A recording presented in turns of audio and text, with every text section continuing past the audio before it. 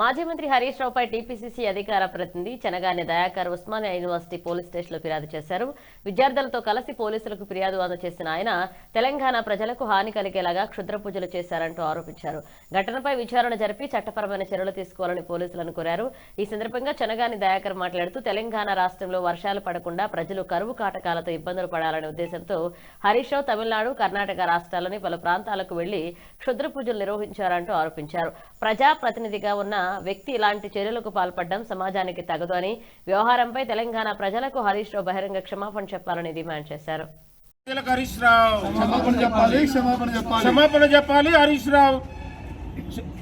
క్షమాపణ చెప్పాలి. తెలంగాణ పైన కంప్లైంట్ చేయడం జరిగింది.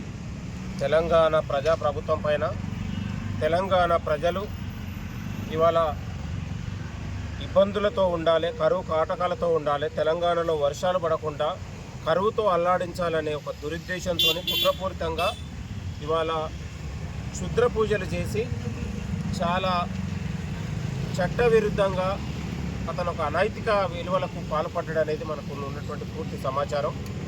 కాబట్టి తెలంగాణ ప్రజలకు హరీష్ రావు క్షమాపణ చెప్పాలని కూడా మేము కోరుతా ఉన్నాం, డిమాండ్ చేస్తూ ఉన్నాం. ఎందుకంటే 3వ నెల 2026 తిరుచపల్లి తమిళనాడులో 31/5/2026 అదేవిధంగా 1వ తారీఖు 6వ నెల 2026 శివమొగ్గ కర్ణాటక, తిరుచపల్లి తమిళనాడు 23వ తారీఖు 7వ నెల 2026 శివమొగ్గ కర్ణాటకలో ఇక్కడ ఉన్నటువంటి క్షుద్ర పూజలకు పాల్పడి తెలంగాణ రాష్ట్రం ప్రజలు అల్లాడిపోవాలి, కరువు కాటాలతో కొట్లాడాలి, ఇక్కడ ఉన్నటువంటి ప్రజలు ఇవాళ అనేక ఉన్నటువంటి కష్టాలు ఇబ్బందులు పడాలనే ఒక దురుద్దేశంతో ప్రజాపాలనకు వస్తున్నటువంటి ఆదరణను తట్టుకోలేక ఒక కుట్రపూరితంగా ఇలాంటి క్షుద్ర పూజలకు, తాంత్రిక విద్యలకు హరీష్ రావు పాల్పడడం అనేది మాకు ఉన్నటువంటి పూర్తి సమాచారం. ఆ వివరాలను కూడా ఇప్పుడు ఉస్మానియా యూనివర్సిటీ పోలీస్ స్టేషన్లో ఫిర్యాదు రూపంలో రాసి ఇవ్వడం జరుగుతూ ఉంది.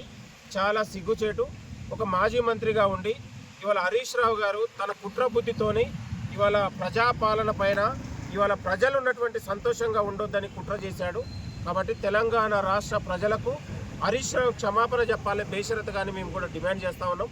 తెలంగాణ పోలీసు వారికి ఉస్మానియా యూనివర్సిటీ పోలీస్ స్టేషన్ ఉన్నటువంటి సిఐ గారు కూడా ఇచ్చినాం. పూర్తి దర్యాప్తు చేసి విచారణ జరిపి అతని పైన ఉన్నటువంటి చట్టరీత్యా ఉన్నటువంటి డిఎన్ఎస్ చట్టాల ప్రకారం అతన్ని పూర్తిగా విచారించి ఉన్నటువంటి కేసు నమోదు చేయాలని కూడా మేము డిమాండ్ చేస్తూ ఉన్నాం. తెలంగాణ రాష్ట్ర ప్రజలకు తప్పైందని క్షమాపణ చెప్పాలని కూడా హరీష్ రావుకు డిమాండ్ చేస్తూ ఉన్నాం. ఇవాళ నోటీసులతోనో లేకపోతే ఇంకో వాటితోనో ఇవాళ తను ఉన్నటువంటి నిజాలను దాచి ఇవాళ తెలంగాణ ప్రజల దగ్గర సానుభూతి రాజకీయాలకు పాల్పడుతున్నాం. కానీ పూర్తి వివరాలు మేము అందించడం కూడా జరుగుతూ ఉంది. హరీష్ రావు గారు మీకు తెలంగాణ ప్రజలకు బేషరతుగా క్షమాపణ చెప్పేంత వరకు మేము ఊరుకోము. తెలంగాణ ప్రజలు నిన్ను అడుగున తరిమి కొడతారనే విషయాన్ని కూడా మరొకసారి గుర్తు చేస్తూ ఉన్నాం. ప్రజాపాలన వచ్చిన తర్వాత 2.5 ఏళ్లలో తెలంగాణ రాష్ట్రంలో ఇవాళ రైతులకు, మహిళలకు, నిరుద్యోగులకు